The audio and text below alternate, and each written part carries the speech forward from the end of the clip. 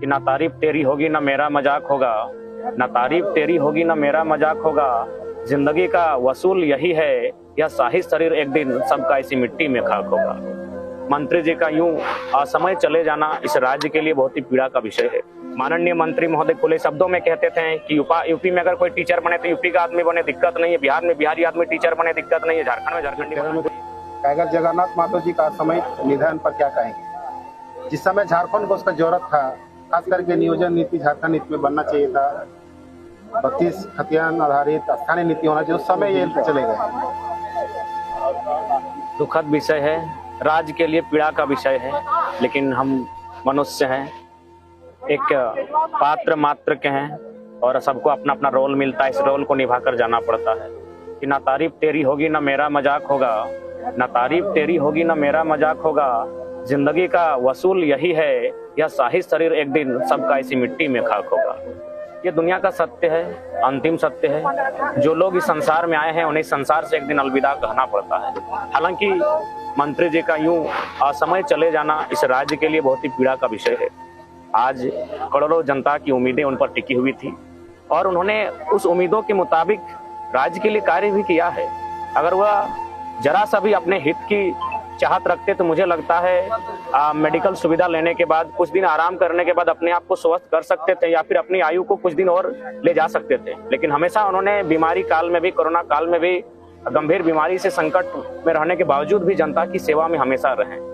उन्होंने कभी भी अपने जान की परवाह नहीं की, क्योंकि उनके लिए कहीं ना कहीं उनका जनता जनार्दन ही सब कुछ था। और आज स्पष्ट शब्दों में यहाँ पर जो लोग जुटे हैं, कदम रखने का स्थान नहीं मिल रहा। ये दामोदर की नदी, यह धरा, यानी लोगों का हुजूम ये बता रहा है कि उन्होंने जननेता को खो दिया है। यहाँ पर उपस्थित व्यक्ति किसी न किसी रूप में अपना कोई साथी, किसी ने अभिभावक, किसी ने प्रेरणा स्रोत, किसी ने नेता, किसी ने भाई खोने का काम किया है और राज्य को एक अपूर्णीय क्षति हुई है, जिसकी संभवतः आने वाले भविष्य में भरपाई हो पाएगी। क्या लगता है कि विनोद बिहारी महतो, शक्ति महतो, निर्मल महतो की तरह विनोद बिहारी की तरह मतलब जगन्नाथ महतो की निधन हो जाना एक युग का अंत कहें? निश्चय ही एक युग का अंत कहेंगे। 4 बार विधानसभा जनता ने बड़े प्यार से बहुमत के साथ उन्हें भेजने का कार्य किया, तो निश्चय ही 20 वर्ष यानी एक ऐसी अवधि है जिसमें एक युग की तुलना और गणना आप कर सकते हैं।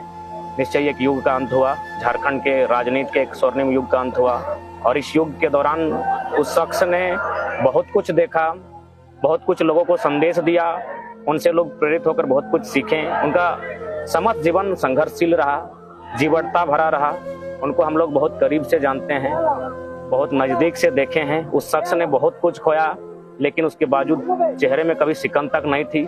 मुस्कुराते हुए जनता की सेवा में सदैव तत्पर रहे और आखिरी समय तक अपने प्राणों का त्याग करने से पूर्व तक उन्होंने जनता की सेवा किया। जयराम जी, काफी समय वक्त उनके साथ आप बिताए हैं, मंत्री जी के साथ आप? हाँ, निश्चय ही मंत्री बनने से पूर्व उनसे आत्मीय संबंध रहा है, घरेलू संबंध रहा है, भावनात्मक संबंध रहा है और मेरी कद्र भी बहुत अच्छी करते थे। जब भी चूंकि उनसे अधिकतर सामना फुटबॉल के मैदान में होता था, जब वो मुख्य अतिथि बनकर आते थे और अक्सर मैंने देखा, अपने आप को पाया कि उनके इर्द गिर्द जो लोग रहते थे, मैंने वीआईपी टाइप के लोग, उनको बोलते थे स्वयं कि थोड़ा सा आप तो मेरे साथ रोज रहते हैं, बच्चा को बैठने दीजिए, और बहुत जानकार लड़का है, बहुत तेज लड़का है, इससे जब हम बैठते हैं और बात करते हैं तो बहुत कुछ हम भी सीखते हैं। और मेरे अक्सर पीठ पर हाथ रखते हुए काफी देर बात करते थे, जब तक आपका पुरस्कार वितरण नहीं होता था। क्योंकि हम फुटबॉल के मैदान से मेरा भी नाता रहा है, कमेंट्री या खेलने के बहाने हम हमेशा जाते थे। तो निश्चय ही मैंने उनको बहुत करीब से देखा है, उनके बारे में जाना है। एक जीवटता भरे इंसान थे, जिन्होंने जिंदगी के हर एक मोड़ पर, हर एक संघर्ष करते हुए, मुस्कुराते हुए लोगों को एक पॉजिटिव रहने का संदेश दिया। एक बात है जयराम जी की, मतलब जिस तरह की झारखंड हित की मुद्दा सदन, सड़क से लेकर सदन तक उठाते थे, उनके अंदर एक झारखंडियत थी। अब वो झारखंडियत को कमी आज किस प्रकार? और निश्चय ही आज अगर मैं बात करूं झारखंड राज्य की, तो आप देख सकते हैं एकमात्र बहुत कम नेता ऐसे हैं जो झारखंडियत मुद्दों पर बात करते हैं, वरना लोग अपना वोट बैंक की बात करते हैं। बड़े बड़े नेता को देखा, बड़े बड़े तूफानी नेताओं को देखा, लेकिन जब झारखंडियत मुद्दे की बात आती है, उनकी मुंह चुप्पी साध लेती है। लेकिन मंत्री जी ने बहुत ही प्रखरता के साथ सड़क में भी और सदन में भी झारखंडियत मुद्दों पर बात कहा।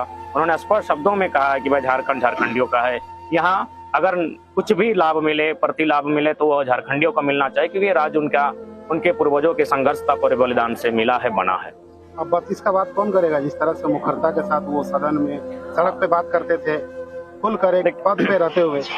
हाँ, निश्चय ही सड़क पर बात करने के लिए तो हम लोग हैं, नौजवान जो छात्र संघर्ष कर रहे हैं, आंदोलन कर रहे हैं, वे लोग सड़क पे तो बात करेंगे 1932 की, नियोजन नीति 60-40 की, तमाम झारखंड के मुद्दों की।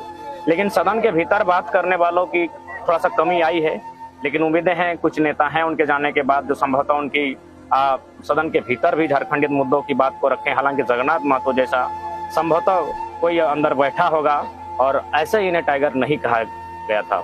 निश्चय ही बेबाक अंदाज में, निडरता के साथ और बिल्कुल ऐसी सहजता के साथ बातों को रखते थे। हाँ, एक दिन देख ही रहे थे जब अमर बावरी मंत्री थे तो बड़ी सहजता के साथ इन्होंने कहा कि हम दोनों में कार्य को लेकर डिबेट हो जाए, अगर तुम्हें जीत देवी तो हमें तरपटिया ज्वाइन कर लो, और हमें जीतबो तो मंत्री जी तोरा अमरपटिया ज्वाइन करे। तो बहुत ही बेबाक अंदाज था, किसी को नहीं बख्शते थे, बिल्कुल ठेठ भाषा में और झारखंडी भाषा में बात करते थे। बहुत ही एक ऐसे नायाब हीरा को आज राज्य ने खोया है जिसकी शायद ही संभवतः भविष्य में कोई भरपाई हो पाई।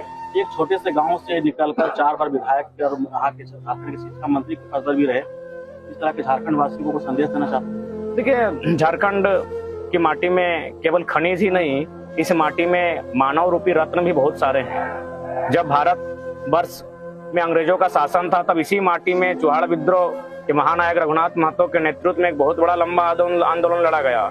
फिर सिद्धू कान्हू बिरसा मुंडा के नेतृत्व में तो कई ऐसे आंदोलन इस माटी में हुए हैं। तब कह सकते हैं झारखंड की माटी केवल यहाँ खनिज संपदा नहीं है, इस माटी में बिरले रत्न भी हैं और मानव रूपी रत्न भी हैं जो अपने राज्य को एक साधारण घर से, परिवार से निकलकर आगे जाकर राज्य के हितार्थ के लिए कार्य करते हैं। उन्हीं में से माननीय शिक्षा मंत्री थे। एक साधारण परिवार, साधारण घर, साधारण गांव से, साधारण क्षेत्र से और अति पिछड़े क्षेत्र से आगे निकलकर राज्य में अपना एक सिक्का जमाया, पूरे राज्यवासियों के लिए एक प्रेरणा के स्रोत, आदर्श बने। तो कहीं ना कहीं इसके पीछे उनकी जीवटता, उनकी कर्मठता और जुझारूपन शामिल था। जयराम जी, खतियान आधारित स्थानीयता और नियोजन को लेकर आप कौन बात करेगा? उनका सपना पूरा होगा? देखिए, चूंकि आज उनकी अंत्येष्टि के कार्यक्रम में माननीय मुख्यमंत्री महोदय आए थे, विधानसभा अध्यक्ष भी आए थे, बहुत सारे अन्य मंत्री विधायकगण भी आए थे। तो मैं चूंकि राज्य के मुखिया भी आए थे, हमारी दृष्टि उन पर पड़ी, तमाम पत्रकारों की दृष्टि उन पर पड़ी। तो माननीय मुखिया अगर राज्य के आए थे, निश्चय उन्हें श्रद्धांजलि देने आए थे। तो मेरा मानना है एक इस वीर पुरुष को, इस नायक को सच्ची श्रद्धांजलि तभी होगी जब उनके विचारों का और वे जैसा झारखंड चाहते थे, झारखंड के लिए जो नीतियां चाहते थे वो नीतियां परिपूर्ण हो। माननीय जगन्नाथ महतो 1932 के समर्थक थे, अतः माननीय राज्य के मुखिया को चाहिए 1932 के आधार पर जो स्थान नीति लटकी हुई है उसे माने उसको जल्द से जल्द लागू करे।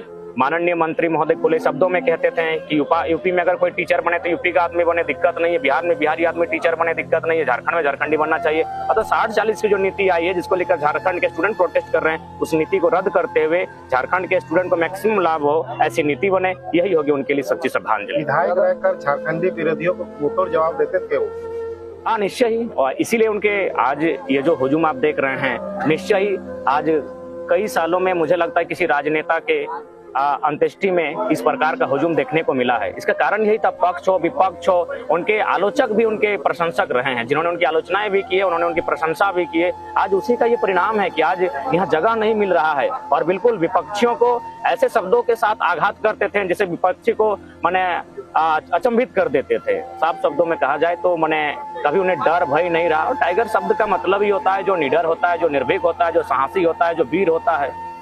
तो निश्चय ही उनमें वो झलक दिखती थी। उनका उम्मीद पूरा होगा। वायरल हो रहा है कि टाइगर अब भी पूरे झारखंड में भी अभी के वर्तमान समय में, तो क्या उनके सपनों को आप पूरा करेंगे जैसे 1932 तक? देखिए, हम लोग उनके चरणों की धूल के बराबर हैं, लेकिन एक पीढ़ी होती है, ये संसार का नियम है, change is the rule of universe, परिवर्तन संसार का नियम है। किसी के चले जाने से आघात होता है, कुछ पल के लिए दुनिया, हमारा जो लाइफ है थोड़ा धीमा हो जाता है, लेकिन रुकता नहीं है। ये सर्वमान्य और सर्वसत्य है।